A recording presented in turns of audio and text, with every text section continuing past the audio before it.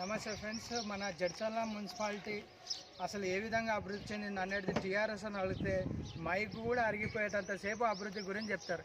కానీ పరిస్థితి జడ్చర్ల మున్సిపాలిటీ ఎట్లుందో నేను సాక్ష్యం మీకు అందరికీ తెలిసేటట్టు అసలు జడ్చర్ల మున్సిపాలిటీలో అసలు ఏం పరిస్థితి ఉంది అనేది మీరు సాక్ష్యం చూడండి. ఇక్కడ ఎన్ని దాదాపు 1 2 3 4 5 6 30 దాకా పందులు, 30 మంది దాకా 30 పందులు జనం ఉండే దగ్గర పబ్లిక్ ఉన్న ప్లేస్లో అసలు ఎంత నిర్లక్ష్యం ప్రభుత్వం అంటే ఎంతసేపు పైసల పంచాయతీ ఏడ కమిషన్లు వస్తాయి, ఏడ క్రకూర్తి వాడాలి, ఏడవై పైసలు వసూలు చేసుకోవాలనే తెలివి ఉంది తప్ప టీఆర్ఎస్ నాయకులకు అభివృద్ధి చేయాలని ఒక ఇంగిత ఆలోచన లేదు. దయచేసి ఇక్కడున్న కాలనీ వాళ్ళు కూడా నాకు సంప్రదించడం జరిగింది. భారతీయ జనతా పార్టీ దీనిపైన ఖచ్చితంగా కలెక్టర్ వరకు కూడా తీసుకుపోతుంది.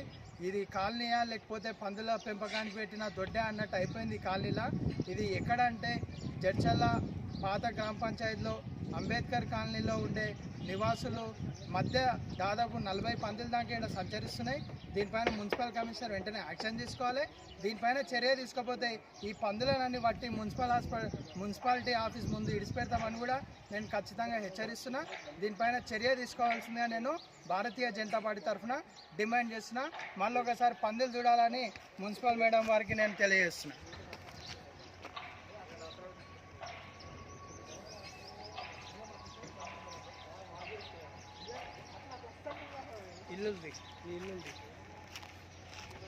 ఇల్లు అనేది ఇళ్ళ మధ్యలో పందులు ఎట్లా ఉన్నాయి చూపి. ఇల్లు ఆ ఇల్లు ఇది అక్కడ అదంతా మళ్ళీ పందులండి. జూమ్